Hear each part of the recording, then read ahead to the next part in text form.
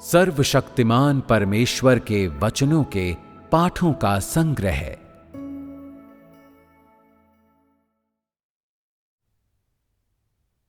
स्वयं परमेश्वर जो अद्वितीय है। 5 परमेश्वर की पवित्रता। 2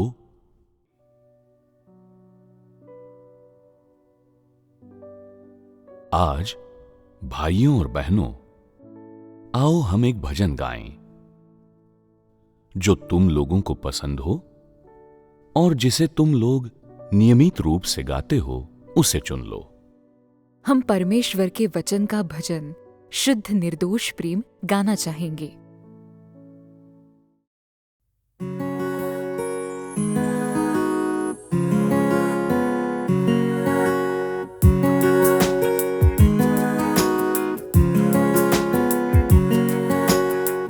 प्रेम एक शुद्ध भावना है, शुद्ध बिना किसी भी दोष के। अपने हृदय का प्रयोग करो प्रेम के लिए, अनुभूति के लिए और परवाह करने के लिए।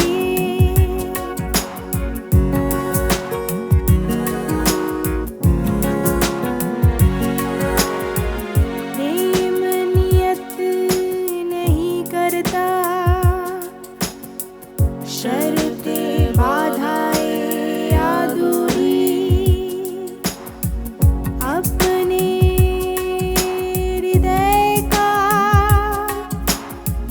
प्रयोग करो प्रेम के लिए, अनुभूति के लिए और परवाह करने के लिए।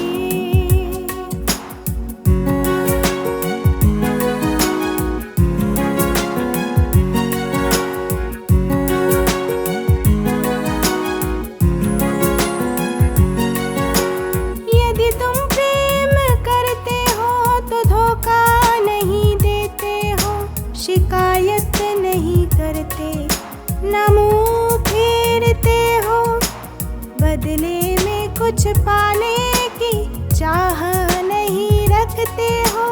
यदि तुम प्रेम करते हो तो बलिदान करोगे, मुश्किलों को स्वीकार करोगे और परमेश्वर के साथ एक हो जाओगे। परमेश्वर के साथ एक हो जाओगे।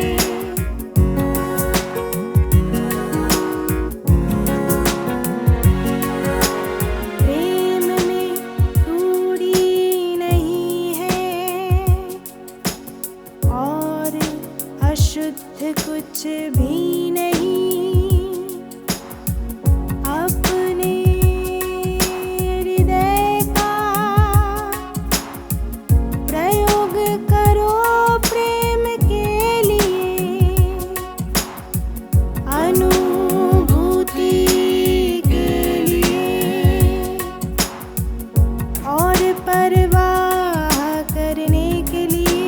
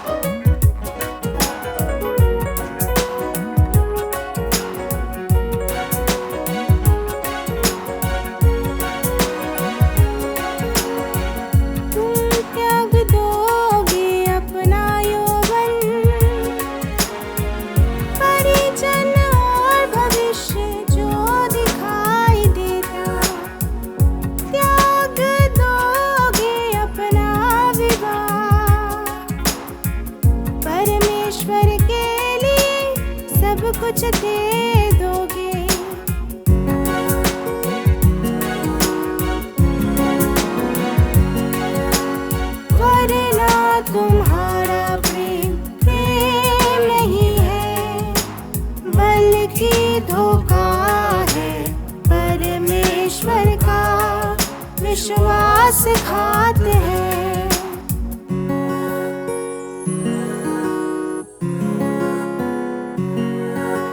प्रेम में नहीं है संदेह, चालाकी यादों का अपने हृदय का प्रयोग करो प्रेम के लिए, अनुभूति के लिए और परवाह करने के लिए।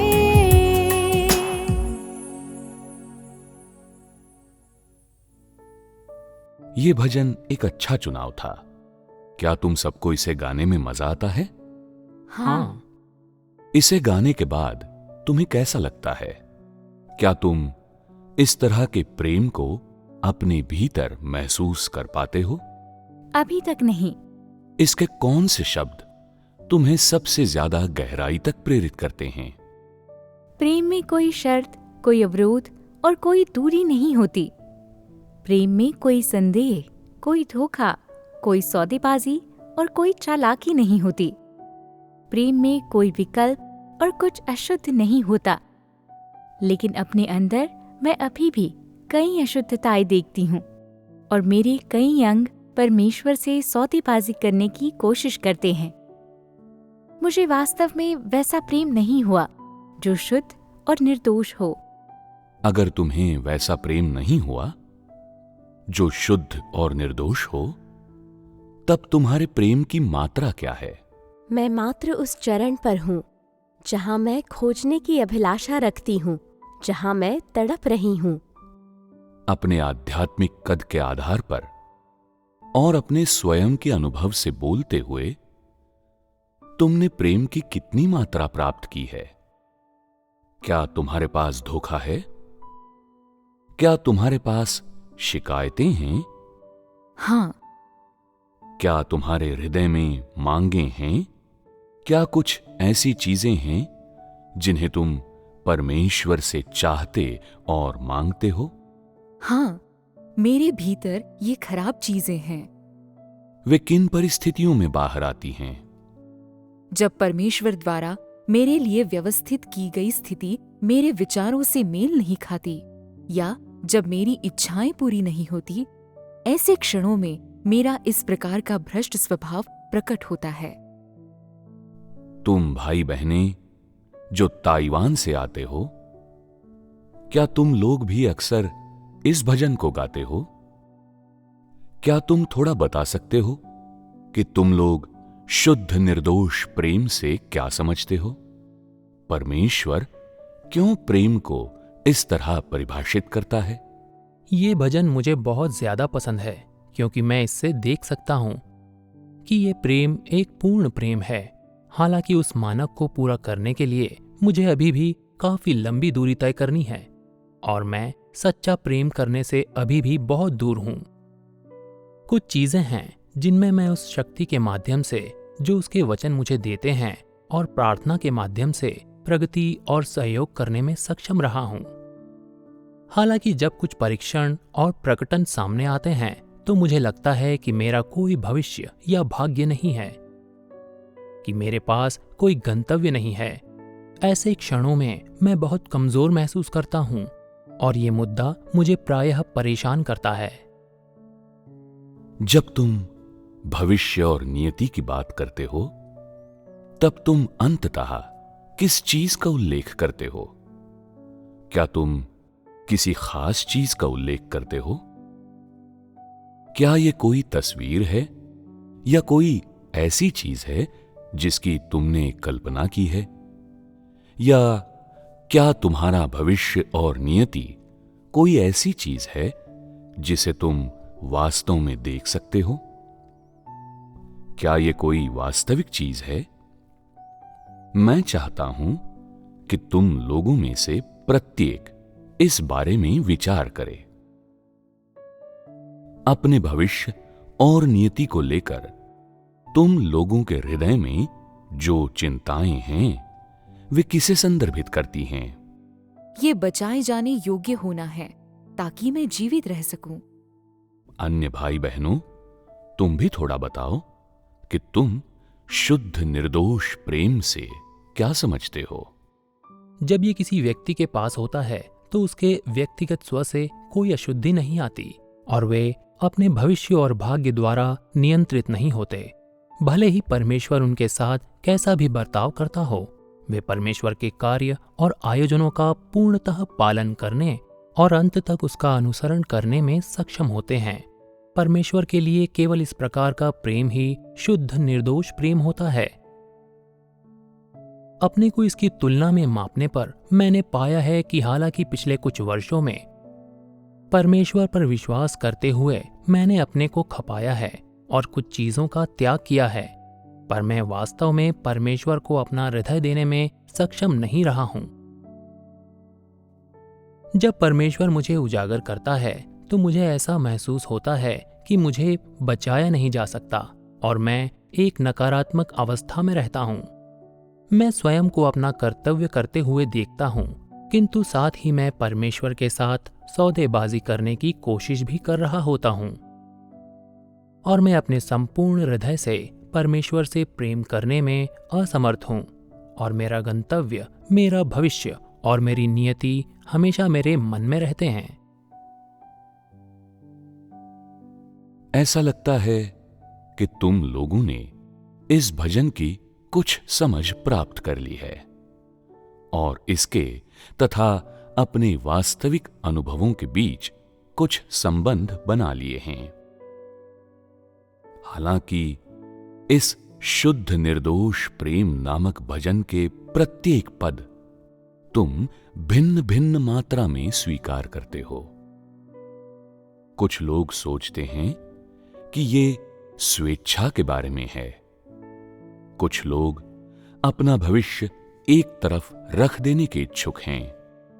कुछ लोग अपने परिवार को अलग कर देना चाहते हैं। कुछ लोग कुछ भी प्राप्त नहीं करना चाहते।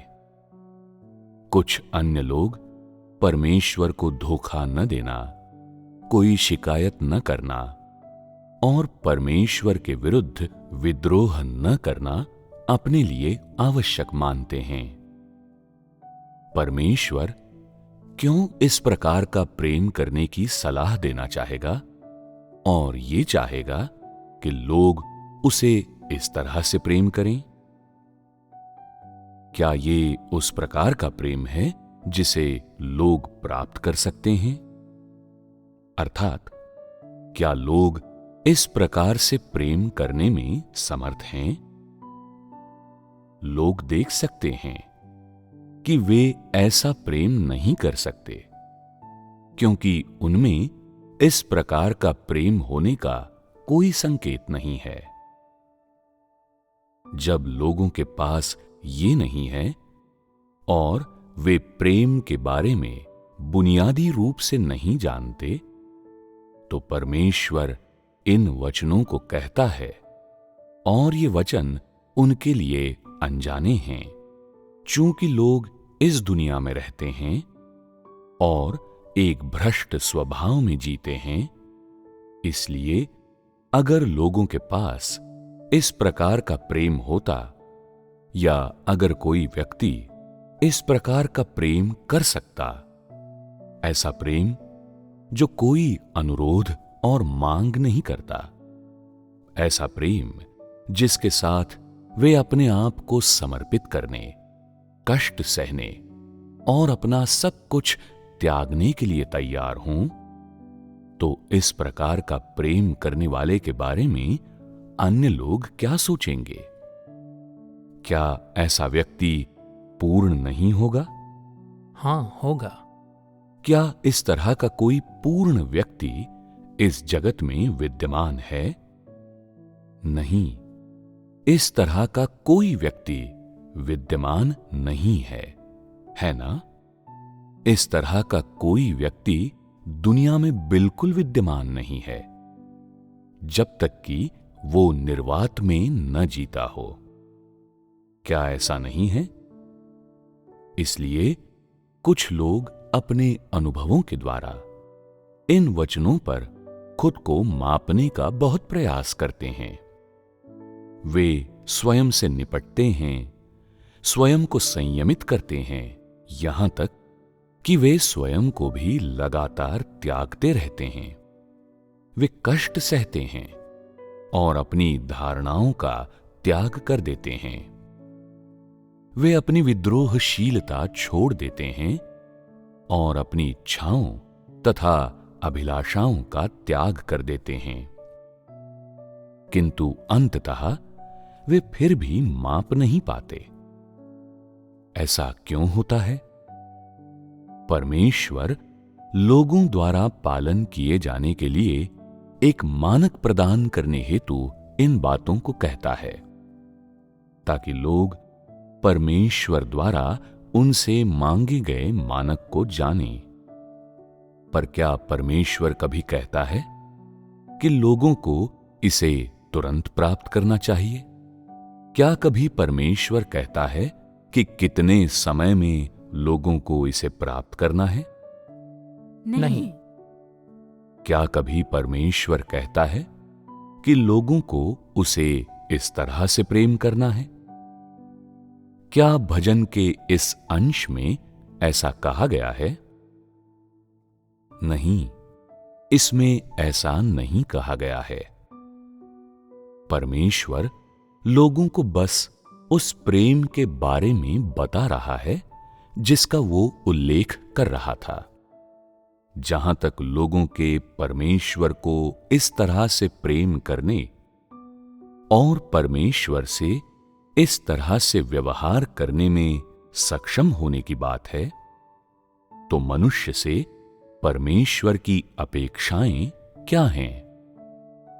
उन्हें तत्क्षण पूरा करना आवश्यक नहीं है, क्योंकि ये लोगों के सामर्थ्य से परे होगा।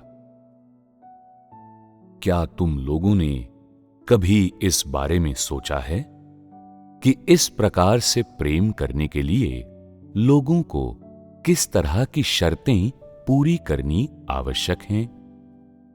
अगर लोग बार बार इन वचनों को पढ़ेंगे तो क्या वे धीरे धीरे इस प्रेम को पा लेंगे? नहीं। तब क्या शर्तें हैं? पहली बात, लोग परमेश्वर के प्रति संशय से कैसे मुक्त हो सकते हैं? केवल ईमानदार लोग ही इसे प्राप्त कर सकते हैं। धोखे से मुक्त होने के बारे में क्या कहोगे? ये भी ईमानदार लोग ही कर सकते हैं।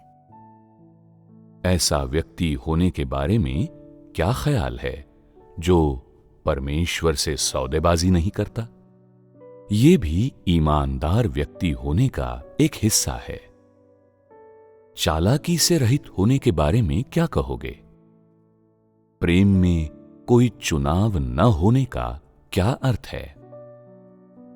क्या ये सब चीजें ईमानदार व्यक्ति होने से संबंध रखती हैं?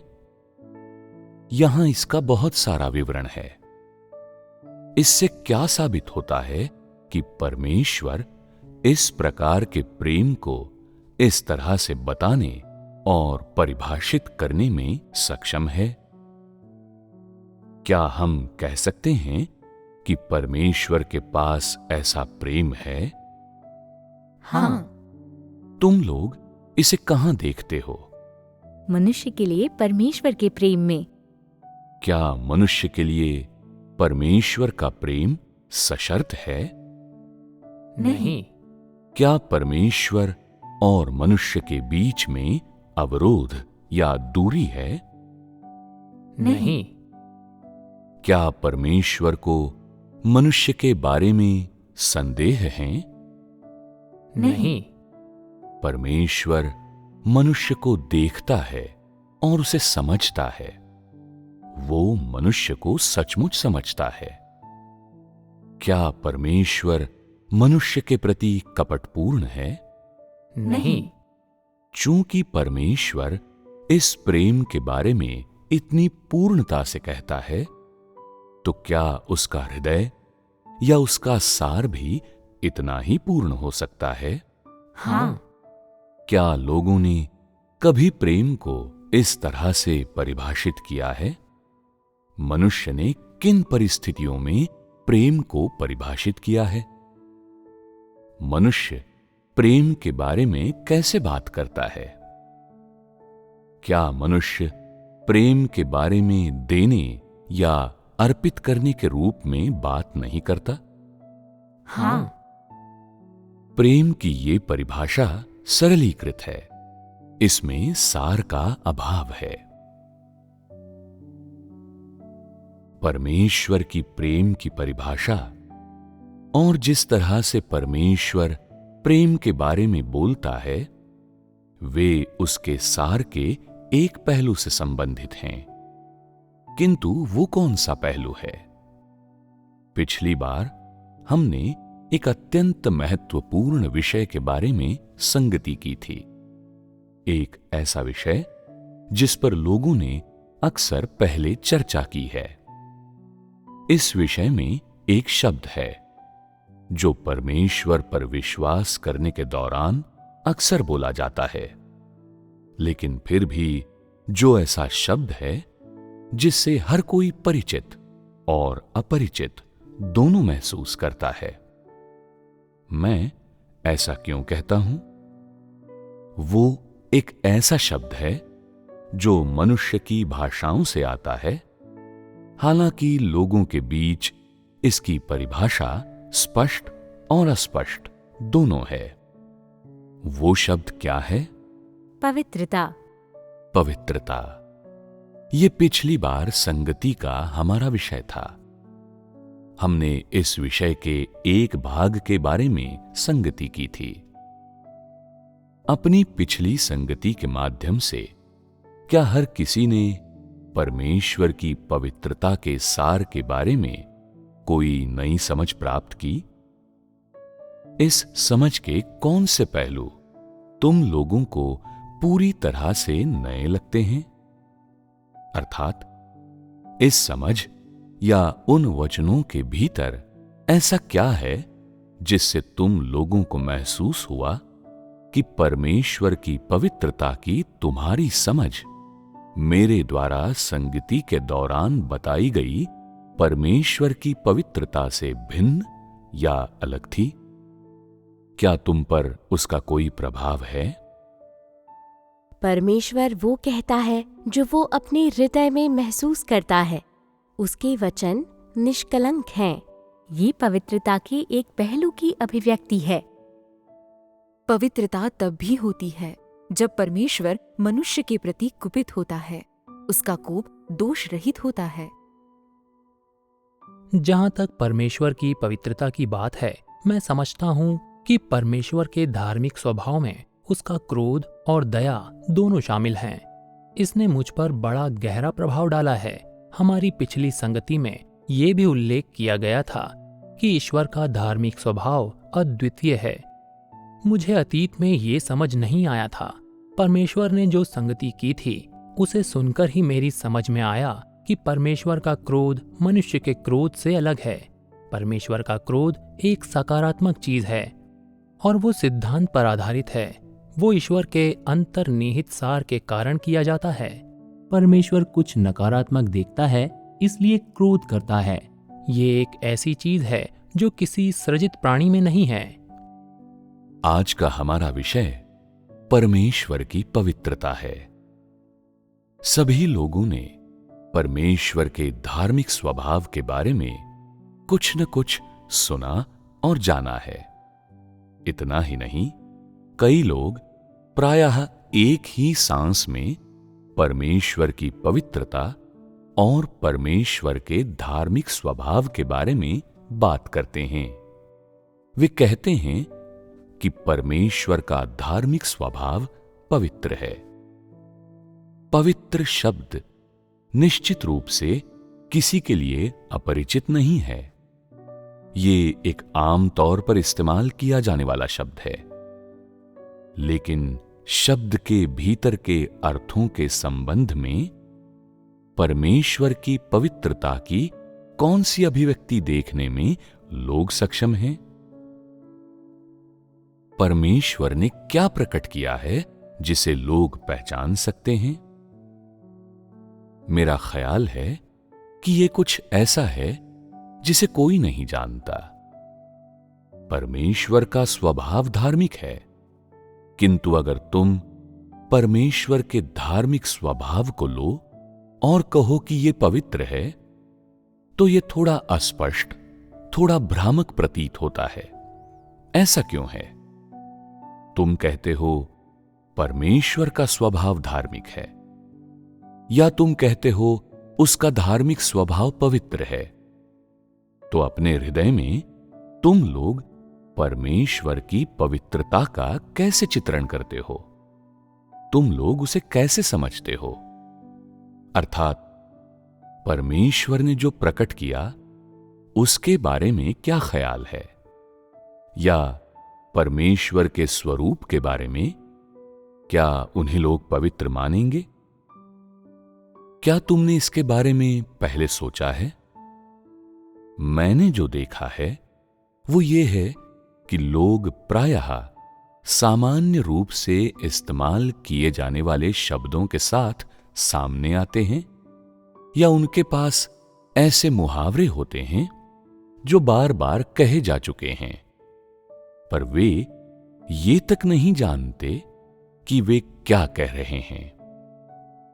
ये ठीक वैसा ही होता है जैसा हर कोई कहता है, और वे इसे आदतन कहते हैं, इसलिए ये उनके लिए एक निश्चित शब्द बन जाता है। लेकिन अगर वे जांच करें और वास्तव में विवरणों का अध्ययन करें, तो वे ये पाएंगे कि उन्हें नहीं पता कि उसका वास्तविक अर्थ क्या है, या वो किसका उल्लेख करता है। ठीक पवित्र शब्द की तरह कोई ठीक ठीक नहीं जानता कि परमेश्वर की जिस पवित्रता के बारे में वे बात करते हैं, उसके संबंध में परमेश्वर के सार के किस पहलू का उल्लेख किया जा रहा है। और कोई नहीं जानता कि परमेश्वर के साथ पवित्र शब्द का सामंजस्य कैसे बैठाना है। लोग अपने हृदयों में भ्रमित हैं, और परमेश्वर की पवित्रता की उनकी पहचान अनिश्चित और अस्पष्ट है। परमेश्वर पवित्र कैसे है, इस बारे में कोई पूरी तरह से स्पष्ट नहीं है। आज हम परमेश्वर के साथ पवित्र शब्द का सामंजस्य स्थापित करने के लिए इस विषय पर संगति करेंगे, ताकि लोग परमेश्वर की पवित्रता के सार की वास्तविक अंतर्वस्तु देख सकें। ये कुछ लोगों को इस शब्द के आदतन और लापरवाही के साथ इस्तेमाल करने और चीजों को जैसे चाहे वैसे कहने से रोकेगा, जबकि वे नहीं जानते कि उनका क्या अर्थ है, या वे सही और सटीक हैं या नहीं। लोगों ने हमेशा इसी तरह कहा है, तुमने कहा है, उसने कहा है, और इस प्रकार ये बोलने की एक आदत बन गई है। ये अनजाने ही ऐसे शब्द को दूषित कर देता है। ऊपर से पवित्र शब्द समझने में बहुत आसान लगता है ना? कम से कम लोग पवित्र शब्द का अर्थ स्वच्छ, निर्मल, पावन और शुद्ध मानते हैं। ऐसे लोग भी हैं जो शुद्ध निर्दोष प्रेम भजन में, जिसे हमने अभी गाया है, पवित्रता को प्रेम के साथ जोड़ते हैं। ये सही है, ये इसका एक भाग है। परमेश्वर का प्रेम उसके सार का भाग है, किंतु ये उसकी समग्रता नहीं है। हालांकि लोग अपनी धारणाओं में शब्द को देखते हैं और उसे उन चीजों के साथ जोड़ने में प्रवृत्त हो जाते हैं जिन्हें वे स्वयं शुद्ध और साफ समझते हैं, या उन चीजों के साथ जिनके बारे में वे व्यक्तिगत रूप से सोचते हैं कि वे निर्मल और निष्कलंक हैं। उदाहरण के लिए, कुछ लोगों ने कहा कि कमल का फूल स्वच्छ है और कि वो कीचड़ में भी निष्कलंक खिलता है। इसलिए लोग कमल के फूल के लिए पवित्र शब्द का प्रयोग करने लगे। कुछ लोग मनगढ़ंत प्रेम कथाओं को पवित्र समझते हैं, या वे कुछ कल्पित विस्मयकारी चरित्रों को पवित्र समझ सकते हैं।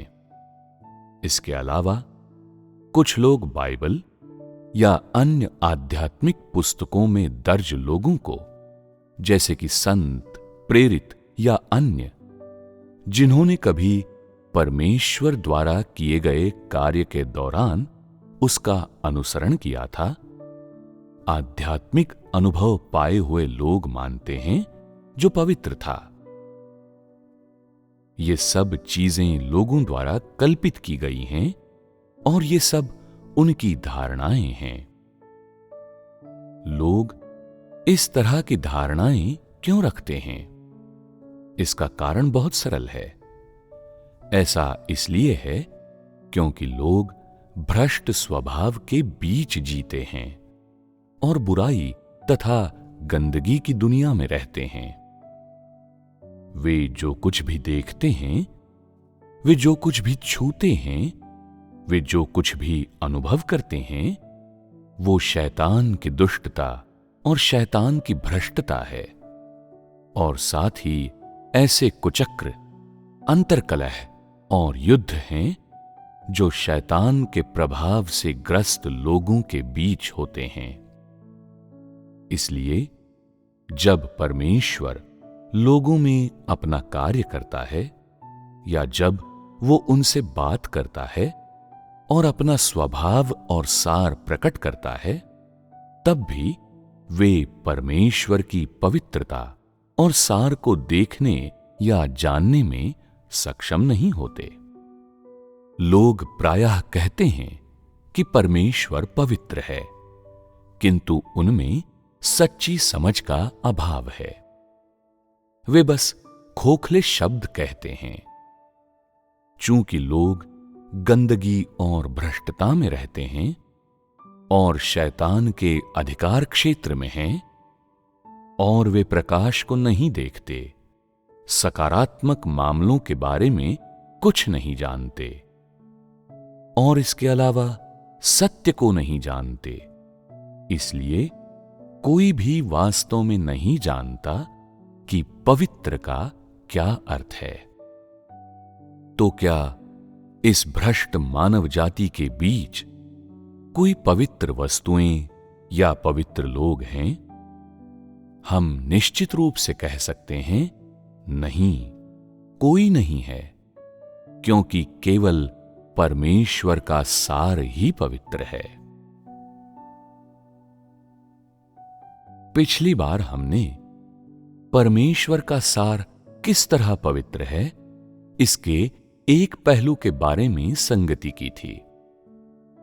उसने लोगों को परमेश्वर की पवित्रता का ज्ञान प्राप्त करने की कुछ प्रेरणा प्रदान की थी, लेकिन ये काफी नहीं है।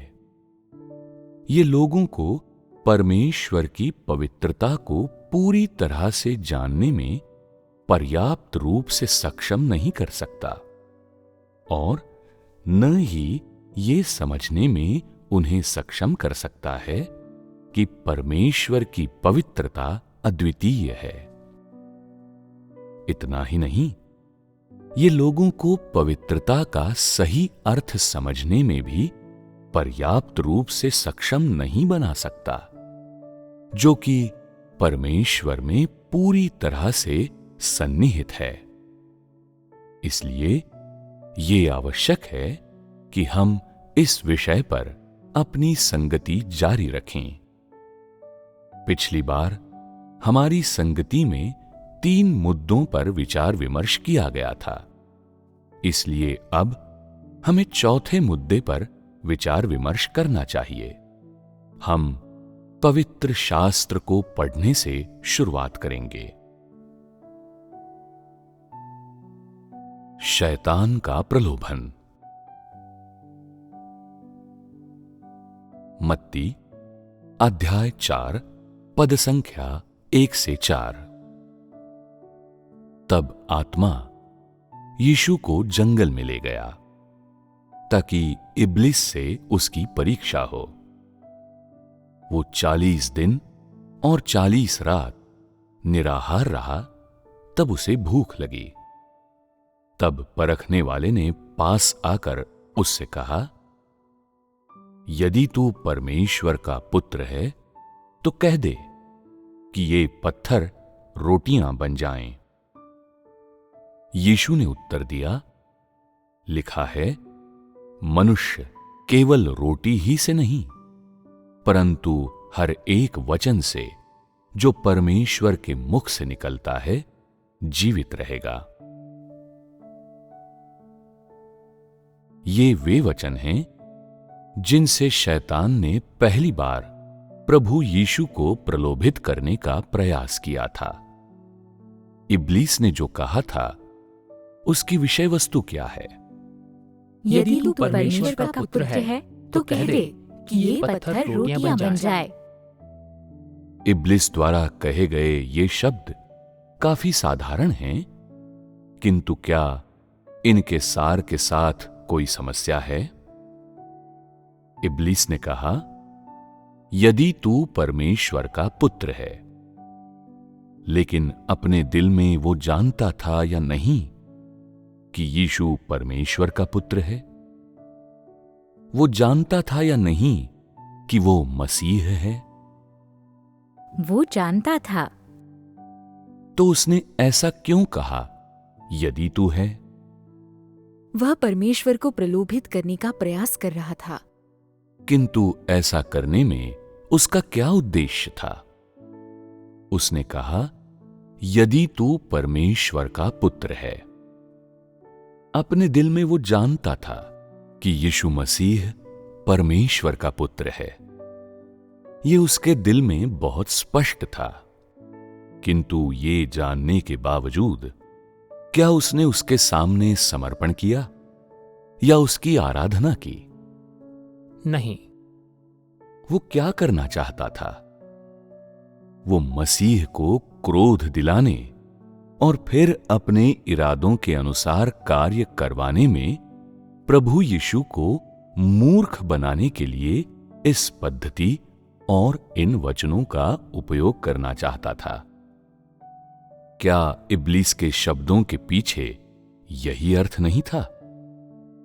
अपने दिल में शैतान स्पष्ट रूप से जानता था कि ये प्रभु यीशु मसीह है, किंतु उसने फिर भी ये शब्द कहे। क्या ये शैतान की प्रकृति नहीं है? शैतान की प्रकृति क्या है? धूर्त, दुष्ट होना और परमेश्वर के प्रति श्रद्धा न रखना। परमेश्वर के प्रति कोई श्रद्धा न होने के क्या परिणाम होंगे? क्या वो परमेश्वर पर हमला नहीं करना चाहता था? वो इस तरीके का उपयोग परमेश्वर पर हमला करने के लिए करना चाहता था और इसलिए उसने कहा, यदि तू परमेश्वर का पुत्र है तो कह दे कि ये पत्थर रोटियां बन जाएं। क्या ये शैतान की बुरी नीयत नहीं है? वो वास्तव में क्या करने का प्रयास कर रहा था? उसका उद्देश्य बिल्कुल स्पष्ट है। वो इस तरीके का उपयोग प्रभु यीशु मसीह के पद और पहचान को नकारने के लिए करने की कोशिश कर रहा था। उन शब्दों से शैतान का आशय ये था कि अगर तू परमेश्वर का पुत्र है तो इन पत्थरों को रोटियों में बदल दे। अगर तू ऐसा नहीं कर सकता तो तू परमेश्वर का पुत्र नहीं है, इसलिए तुझे अपना काम अब और नहीं करना चाहिए। क्या ऐसा नहीं है? वो इस तरीके का उपयोग परमेश्वर पर हमला करने के लिए करना चाहता था और वो परमेश्वर के काम को खंडित और नष्ट करना चाहता था। ये शैतान का द्वेष है। उसका द्वेष उसकी प्रकृति की स्वाभाविक अभिव्यक्ति है। यद्यपि वो जानता था कि प्रभु यीशु मसीह परमेश्वर का पुत्र, स्वयं परमेश्वर का ही देह धारण है, फिर भी वो परमेश्वर का पीछा करते हुए, उस पर लगातार आक्रमण करते हुए और उसके कार्य को अस्त व्यस्त और नष्ट करने का भरसक प्रयास करते हुए इस प्रकार का काम करने से बाज नहीं आता। अब आओ शैतान द्वारा बोले गए इस वाक्यांश का विश्लेषण करें। तो कह दे कि ये पत्थर रोटियां बन जाएं। पत्थरों को रोटी में बदलना, क्या इसका कुछ अर्थ है? अगर वहां भोजन है तो क्यों न उसे खाया जाए? पत्थरों को भोजन में बदलना क्यों आवश्यक है? क्या यह कहा जा सकता है कि यहां कोई अर्थ नहीं है?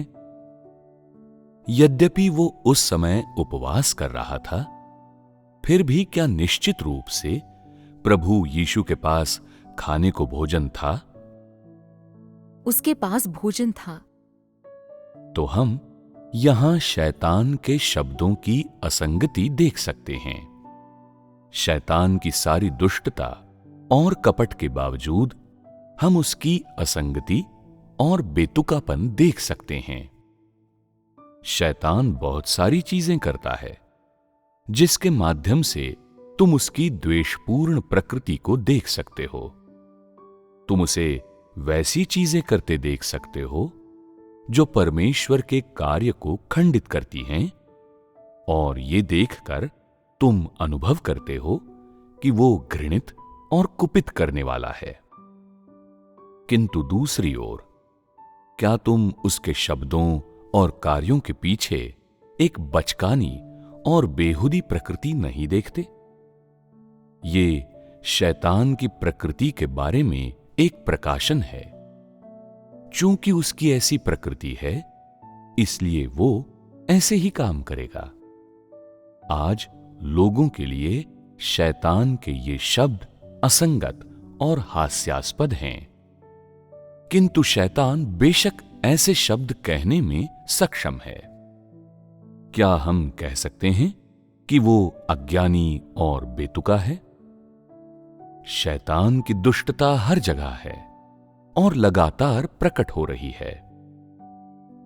और प्रभु यीशु ने उसे कैसे उत्तर दिया?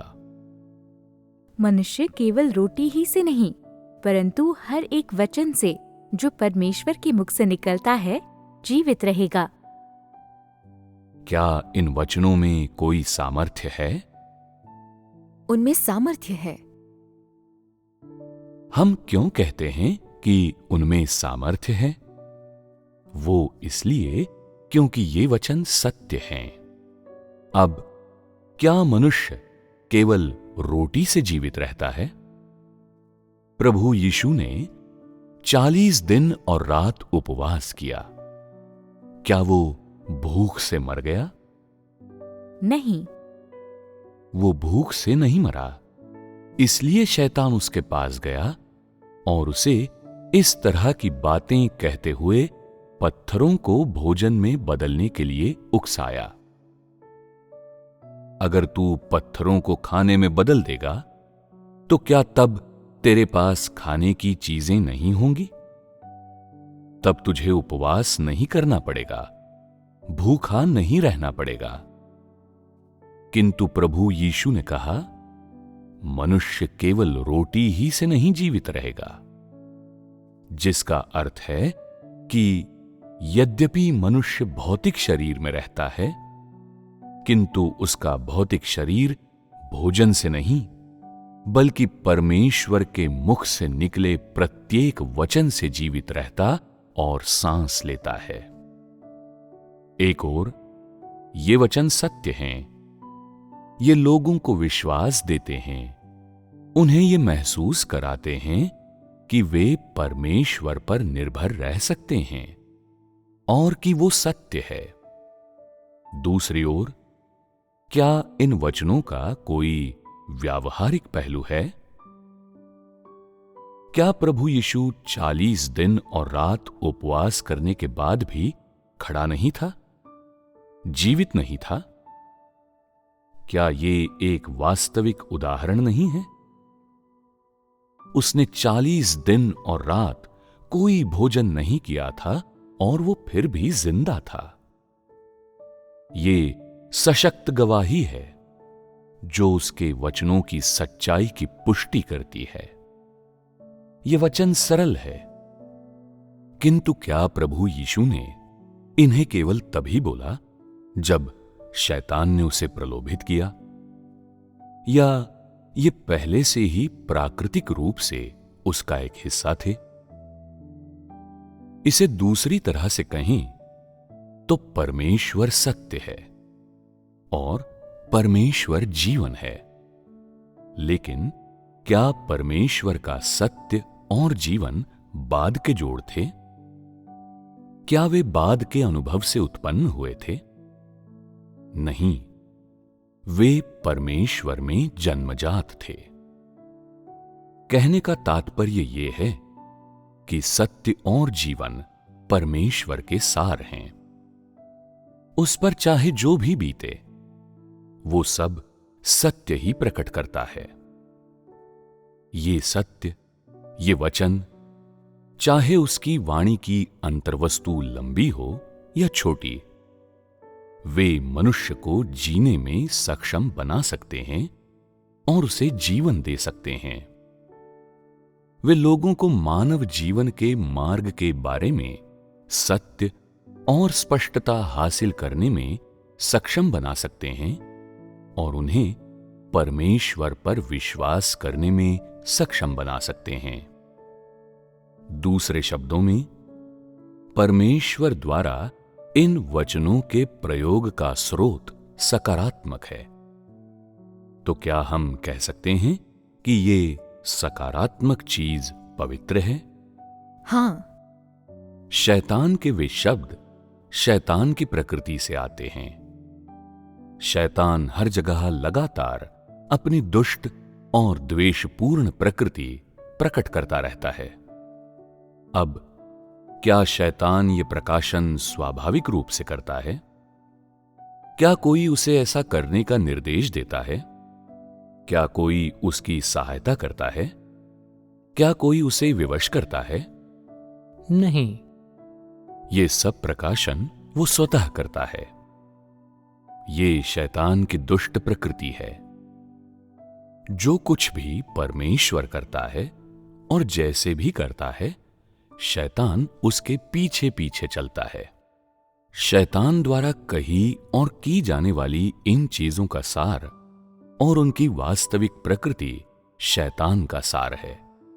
ऐसा सार जो दुष्ट और द्वेषपूर्ण है। अब जब हम आगे पढ़ते हैं तो शैतान और क्या कहता है, आओ पढ़ें। मत्ती अध्याय 4 पद संख्या 5 से 7।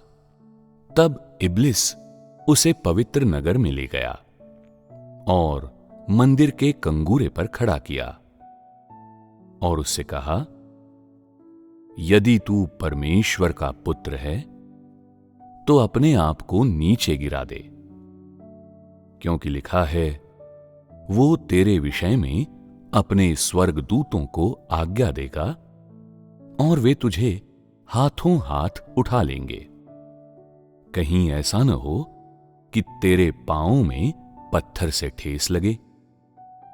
यीशु ने उससे कहा, यह भी लिखा है, तू प्रभु अपने परमेश्वर की परीक्षा न कर। आओ पहले शैतान द्वारा यहां कहे गए शब्दों को देखें। शैतान ने कहा, यदि तू परमेश्वर का पुत्र है तो अपने आप को नीचे गिरा दे। और तब उसने पवित्र शास्त्र से उद्धृत किया, वो तेरे विषय में अपने स्वर्गदूतों को आज्ञा देगा और वे तुझे हाथों हाथ उठा लेंगे, कहीं ऐसा न हो कि तेरे पांवों में पत्थर से ठेस लगे। शैतान के शब्द सुनकर तुम्हें कैसा लगता है? क्या वे बहुत बचकाने नहीं हैं? वे बचकाने, असंगत और घृणास्पद हैं। मैं ऐसा क्यों कहता हूं? शैतान अक्सर मूर्खतापूर्ण बातें करता रहता है और वो स्वयं को बहुत चतुर मानता है। वो प्रायः पवित्र शास्त्र के उद्धरण, यहां तक कि परमेश्वर द्वारा कहे गए वचन भी उद्धृत करता है। वो परमेश्वर पर आक्रमण करने और उसे प्रलोभित करने के लिए इन वचनों का उपयोग परमेश्वर के विरुद्ध करने का प्रयास करता है, ताकि उसकी कार्य योजना को खंडित करने का अपना उद्देश्य पूरा कर सके। क्या तुम शैतान द्वारा कहे गए इन शब्दों में कुछ देख पाते हो? शैतान बुरे इरादे रखता है। शैतान ने अपने समस्त कार्यों में हमेशा मानव जाति को प्रलोभित करने की कोशिश की है। वो सीधे तौर पर नहीं बोलता, बल्कि प्रलोभन, छल और फरेब का उपयोग करते हुए गोलमोल तरीके से बोलता है। शैतान परमेश्वर को भी प्रलोभन देने की कोशिश करता है, मानो वो कोई साधारण मनुष्य हो, और वो ये मानता है कि परमेश्वर भी मनुष्य की ही तरह अज्ञानी, मूर्ख और चीजों के सही रूप को स्पष्ट रूप से पहचानने में असमर्थ है। शैतान सोचता है कि परमेश्वर और मनुष्य समान रूप से उसके सार, उसकी चालाकी और उसके कुटिल इरादे को आर पार देख पाने में असमर्थ हैं। क्या ये शैतान की मूर्खता नहीं है? इतना ही नहीं, शैतान खुल्लम खुल्ला पवित्र शास्त्र को उद्धृत करता है और यह विश्वास करता है कि ऐसा करने से उसे विश्वसनीयता मिलती है और तुम उसके शब्दों में कोई गलती नहीं पकड़ पाओगे या मूर्ख बनाए जाने से नहीं बच पाओगे। क्या ये शैतान की मूर्खता और बचकानापन नहीं है? ये ठीक वैसा ही है जैसा जब लोग सुसमाचार को फैलाते हैं और परमेश्वर की गवाही देते हैं। तो क्या अविश्वासी कुछ ऐसा ही नहीं कहते जैसा शैतान ने कहा था? क्या तुम लोगों ने लोगों को वैसा ही कुछ कहते हुए सुना है? ऐसी बातें सुनकर तुम्हें कैसा लगता है? क्या तुम घृणा महसूस करते हो? हाँ। जब तुम घृणा महसूस करते हो तो क्या तुम अरुचि और विरक्ति भी महसूस करते हो? जब तुम्हारे भीतर ऐसी भावनाएं होती हैं तो क्या तुम ये पहचान पाते हो कि शैतान और मनुष्य के भीतर काम करने वाला उसका स्वभाव दुष्ट है? क्या अपने दिलों में तुमने कभी ऐसा महसूस किया है? जब शैतान बोलता है तो वो ऐसा हमले और प्रलोभन के रूप में करता है। शैतान के शब्द बेतुके, हास्यास्पद, बचकाने और घृणास्पद होते हैं, लेकिन परमेश्वर कभी इस तरह से नहीं बोलता या कार्य करता और वास्तव में उसने कभी ऐसा नहीं किया है। निस्संदेह इस स्थिति में लोग इसे बहुत कम समझ पाते हैं और परमेश्वर की पवित्रता को समझने में असमर्थ रहते हैं। क्या ऐसा नहीं है? अपने वर्तमान आध्यात्मिक कद के साथ तुम लोग मात्र यही महसूस करते हो, परमेश्वर जो कुछ भी कहता है, सच कहता है, वो हमारे लिए लाभदायक है और हमें उसे स्वीकार करना चाहिए। चाहे तुम इसे स्वीकार करने में सक्षम हो या नहीं, बिना अपवाद के तुम कहते हो कि परमेश्वर का वचन सत्य है और ये कि परमेश्वर सत्य है, किंतु तुम ये नहीं जानते कि सत्य स्वयं पवित्र है और ये कि परमेश्वर पवित्र है। तो शैतान के इन शब्दों पर यीशु की क्या प्रतिक्रिया थी? यीशु ने उससे कहा, यह भी लिखा है, तू प्रभु अपने परमेश्वर की परीक्षा न कर। क्या यीशु द्वारा कहे गए इन वचनों में सत्य है? हाँ। इनमें सत्य है। ऊपरी तौर पर ये वचन लोगों द्वारा अनुसरण किए जाने के लिए एक आज्ञा है, एक सरल वाक्यांश, परंतु फिर भी मनुष्य और शैतान दोनों ने अक्सर इन शब्दों का उल्लंघन किया है। तो प्रभु यीशु ने शैतान से कहा, तू प्रभु अपने परमेश्वर की परीक्षा न कर, क्योंकि शैतान ने प्रायः ऐसा किया था और इसके लिए पूरा प्रयास किया था। यह कहा जा सकता है कि शैतान ने बेशर्मी और ढिठाई से ऐसा किया था। परमेश्वर से न डरना और अपने हृदय में परमेश्वर के प्रति श्रद्धा न रखना, यह शैतान की अनिवार्य प्रकृति है। यहां तक कि जब शैतान परमेश्वर के पास खड़ा था और उसे देख सकता था, तब भी वो परमेश्वर को प्रलोभन देने से बाज नहीं आया। इसलिए प्रभु यीशु ने शैतान से कहा, तू प्रभु अपने परमेश्वर की परीक्षा न कर। ये वे वचन हैं जो परमेश्वर ने शैतान से प्रायः कहे हैं। तो क्या इस वाक्यांश को वर्तमान समय में लागू किया जाना उपयुक्त है? हाँ, क्योंकि हम भी अक्सर परमेश्वर को प्रलोभन देते हैं। लोग अक्सर परमेश्वर को प्रलोभन क्यों देते हैं? क्या इसका कारण यह है कि लोग भ्रष्ट शैतानी स्वभावों से भरे हुए हैं? हाँ। तो क्या शैतान के उपर्युक्त शब्द ऐसे हैं जिन्हें लोग प्रायः कहते हैं? और लोग इन शब्दों को किन स्थितियों में कहते हैं? कोई ये कह सकता है कि लोग समय और स्थान की परवाह किए बिना ऐसा कहते आ रहे हैं। ये सिद्ध करता है कि लोगों का स्वभाव शैतान के भ्रष्ट स्वभाव से अलग नहीं है। प्रभु यीशु ने कुछ सरल वचन कहे, वचन जो सत्य का प्रतिनिधित्व करते हैं, वचन जिनकी लोगों को आवश्यकता है।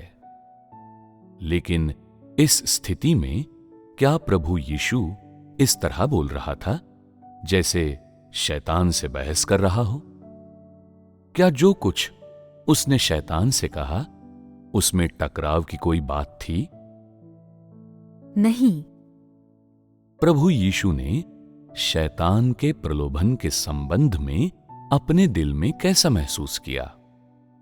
क्या उसने तिरस्कार और घृणा महसूस की? हाँ। प्रभु यीशु ने तिरस्कार और घृणा महसूस की, फिर भी उसने शैतान से बहस नहीं की। किन्हीं महान सिद्धांतों के बारे में तो उसने बिल्कुल भी बात नहीं की। ऐसा क्यों है? क्योंकि शैतान हमेशा से ऐसा ही है, वो कभी बदल नहीं सकता। क्या यह कहा जा सकता है कि शैतान विवेकहीन है? हाँ। क्या शैतान मान सकता है कि परमेश्वर सत्य है? शैतान कभी नहीं मानेगा कि परमेश्वर सत्य है और कभी स्वीकार नहीं करेगा कि परमेश्वर सत्य है। यह उसकी प्रकृति है। शैतान के स्वभाव का एक और पहलू है जो घृणास्पद है। वो क्या है? प्रभु यीशु को प्रलोभित करने के अपने प्रयासों में शैतान ने सोचा कि भले ही वो असफल हो गया हो, फिर भी वो ऐसा करने का प्रयास करेगा। भले ही उसे दंडित किया जाएगा, फिर भी उसने किसी न किसी प्रकार से कोशिश करने का चयन किया।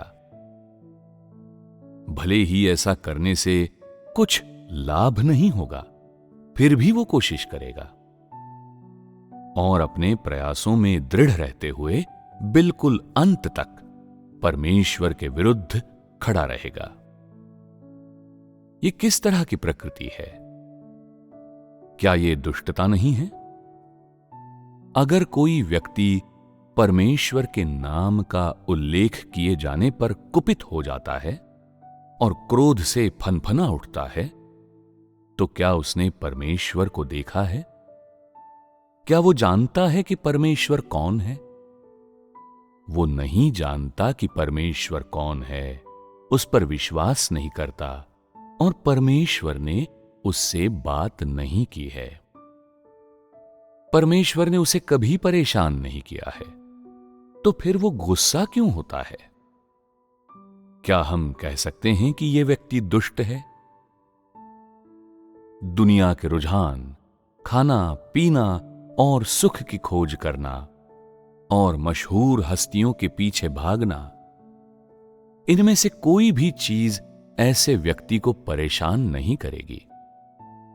किंतु परमेश्वर शब्द या परमेश्वर के वचनों के सत्य के उल्लेख मात्र से ही वो आक्रोश से भर जाता है। क्या ये दुष्ट प्रकृति का होना नहीं है? ये साबित करने के लिए पर्याप्त है कि इस मनुष्य की प्रकृति दुष्ट है। अब तुम लोगों की बात करें। क्या ऐसे अवसर आए हैं जब सत्य का उल्लेख हो या परमेश्वर द्वारा मानव जाति के परीक्षणों या मनुष्य के विरुद्ध परमेश्वर के न्याय के वचनों का उल्लेख किया जाए और तुम्हें अरुचि महसूस हो, तिरस्कार महसूस हो और तुम ऐसी बातें न सुनना चाहो? तुम्हारा हृदय सोच सकता है, क्या सभी लोग नहीं कहते कि परमेश्वर सत्य है? इनमें से कुछ वचन सत्य नहीं हैं। ये स्पष्ट रूप से सिर्फ परमेश्वर द्वारा मनुष्य की भर्त्सना के वचन हैं। कुछ लोग अपने दिलों में अरुचि भी महसूस कर सकते हैं और सोच सकते हैं, ये हर दिन बोला जाता है। उसके परीक्षण, उसका न्याय, ये कब खत्म होगा? हमें अच्छी मंजिल कब मिलेगी? पता नहीं। ये अनुचित क्रोध कहां से आता है? ये किस प्रकार की प्रकृति है? दुष्ट प्रकृति। ये शैतान की दुष्ट प्रकृति से निर्देशित और मार्गदर्शित होती है। परमेश्वर के परिप्रेक्ष्य से शैतान की दुष्ट प्रकृति और मनुष्य के भ्रष्ट स्वभाव के संबंध में वो कभी बहस नहीं करता या लोगों के प्रति द्वेष नहीं रखता। और जब मनुष्य मूर्खतापूर्ण कार्य करते हैं तो वो कभी बात का बतंगड़ नहीं बनाता। तुम परमेश्वर को चीजों के संबंध में मनुष्यों जैसे विचार रखते नहीं देखोगे। और इतना ही नहीं, उसे तुम चीजों को संभालने के लिए मनुष्य के दृष्टिकोणों, ज्ञान, विज्ञान, दर्शन या कल्पना का उपयोग करते हुए भी नहीं देखोगे। इसके बजाय परमेश्वर जो कुछ भी करता है और जो कुछ भी वो प्रकट करता है वो सत्य से जुड़ा है। अर्थात उसका कहा हर वचन और उसका किया हर कार्य सत्य से संबंधित है। ये सत्य किसी आधारहीन कल्पना की उपज नहीं है। ये सत्य और ये वचन परमेश्वर द्वारा अपने सार और अपने जीवन के आधार पर व्यक्त किए जाते हैं। चूंकि ये वचन और परमेश्वर द्वारा की गई हर चीज का सार सत्य है, इसलिए हम कह सकते हैं कि परमेश्वर का सार पवित्र है। दूसरे शब्दों में, प्रत्येक बात जो परमेश्वर कहता और करता है वो लोगों के लिए जीवन शक्ति और प्रकाश लाती है। वो लोगों को सकारात्मक चीजें और उन सकारात्मक चीजों की वास्तविकता देखने में सक्षम बनाती है और मनुष्यों को राह दिखाती है ताकि वे सही मार्ग पर चलें। ये सब चीजें परमेश्वर के सार और उसकी पवित्रता के सार द्वारा निर्धारित की जाती हैं। तुम लोग अब इसे समझते हो, है ना? अब हम पवित्र शास्त्र का एक और अंश पढ़ेंगे। मत्ती अध्याय 4 पद संख्या 8 से 11। फिर इब्लिस उसे एक बहुत ऊंचे पहाड़ पर ले गया और सारे जगत के राज्य और उसका वैभव दिखाकर उससे कहा, यदि तू गिरकर मुझे प्रणाम करे तो मैं ये सब कुछ तुझे दे दूंगा। तब यीशु ने उससे कहा, हे शैतान, दूर हो जा, क्योंकि लिखा है, तू प्रभु अपने परमेश्वर को प्रणाम कर और केवल उसी की उपासना कर। तब शैतान उसके पास से चला गया और देखो, स्वर्गदूत आकर उसकी सेवा करने लगे। शैतान इब्लिस ने अपनी पिछली 2 चालों में असफल होने के बाद एक और कोशिश की। उसने प्रभु यीशु को दुनिया के समस्त राज्य और उनका वैभव दिखाया और उससे अपनी आराधना करने के लिए कहा। इस स्थिति से तुम शैतान के वास्तविक लक्षणों के बारे में क्या देख सकते हो? क्या इब्लिस शैतान पूरी तरह से बेशर्म नहीं है? हाँ है। वो कैसे बेशर्म है? सभी चीजें परमेश्वर द्वारा रची गई थी।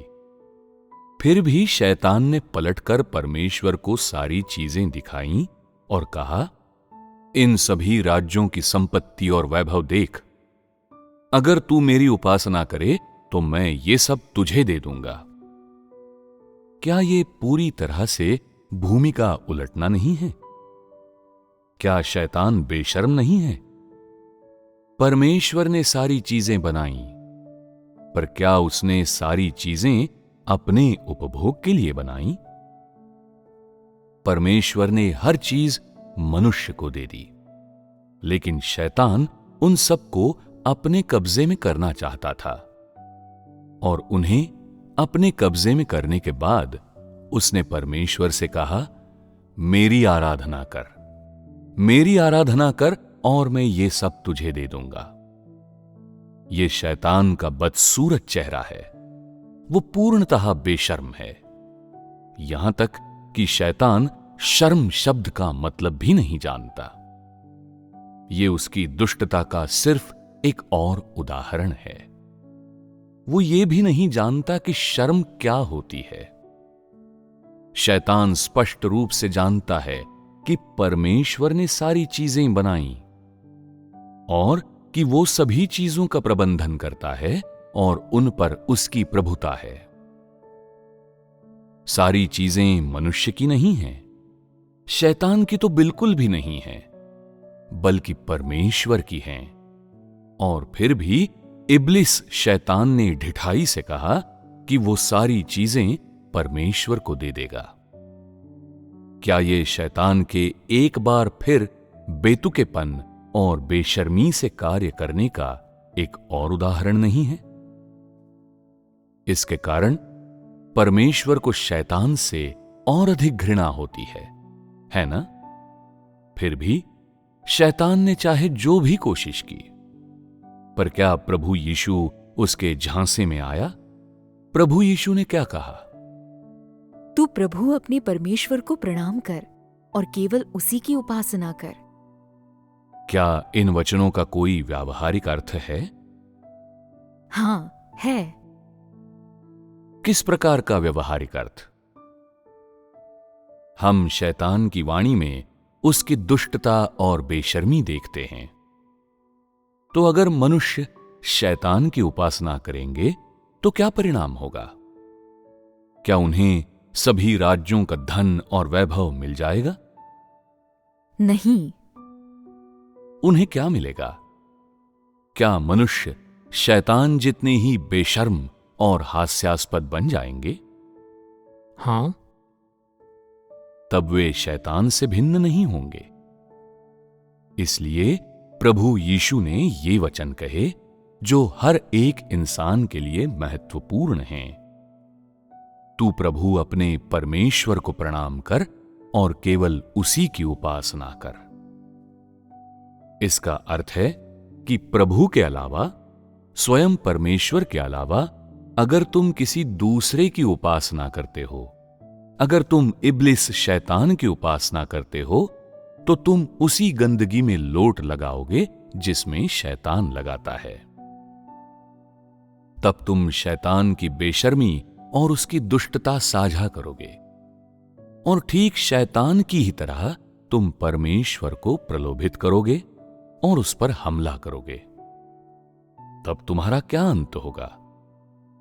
परमेश्वर तुमसे घृणा करेगा, परमेश्वर तुम्हें मार गिराएगा, परमेश्वर तुम्हें नष्ट कर देगा। प्रभु यीशु को कई बार प्रलोभन देने में असफल होने के बाद क्या शैतान ने फिर कोशिश की? शैतान ने फिर कोशिश नहीं की और फिर वो चला गया। इससे क्या साबित होता है? इससे यह साबित होता है कि शैतान की दुष्ट प्रकृति, उसकी दुर्भावना, उसकी बेहूदगी और उसकी असंगतता परमेश्वर के सामने उल्लेख करने योग्य भी नहीं है। प्रभु यीशु ने शैतान को केवल 3 वाक्यों से परास्त कर दिया, जिसके बाद वो दुम दबाकर खिसक गया और इतना शर्मिंदा हुआ कि चेहरा दिखाने लायक भी नहीं रहा और उसने फिर कभी प्रभु को प्रलोभन नहीं दिया। चूंकि प्रभु यीशु ने शैतान के इस प्रलोभन को परास्त कर दिया, इसलिए अब वो आसानी से अपने उस कार्य को जारी रख सकता था जो उसे करना था और जो कार्य उसके सामने पड़े थे। क्या इस परिस्थिति में जो कुछ प्रभु यीशु ने कहा और किया, अगर उसे वर्तमान समय में प्रयोग में लाया जाए, तो क्या प्रत्येक मनुष्य के लिए उसका कोई व्यावहारिक अर्थ है? हाँ, है। किस प्रकार का व्यावहारिक अर्थ? क्या शैतान को हराना आसान बात है? क्या लोगों को शैतान की दुष्ट प्रकृति की स्पष्ट समझ होनी चाहिए?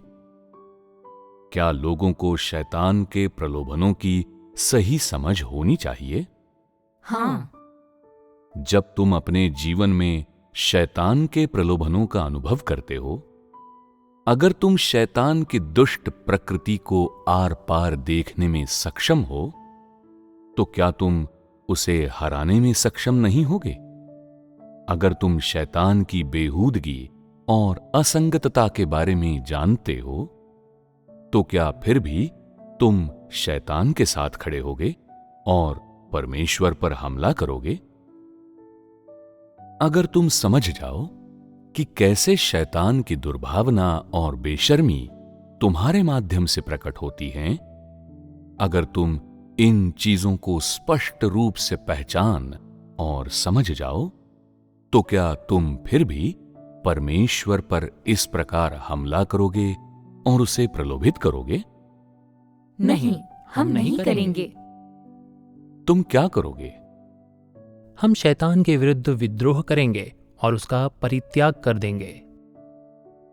क्या ये आसान कार्य है? ये आसान नहीं है।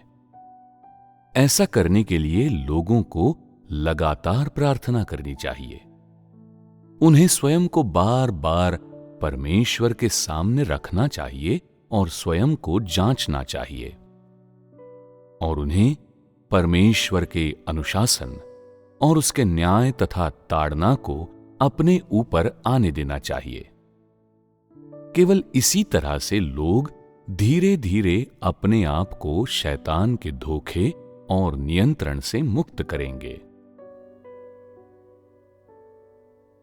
अब शैतान द्वारा बोले गए इन सभी शब्दों को देखकर हम उन चीजों को संक्षेप में प्रस्तुत करेंगे जो शैतान के सार का निर्माण करती हैं।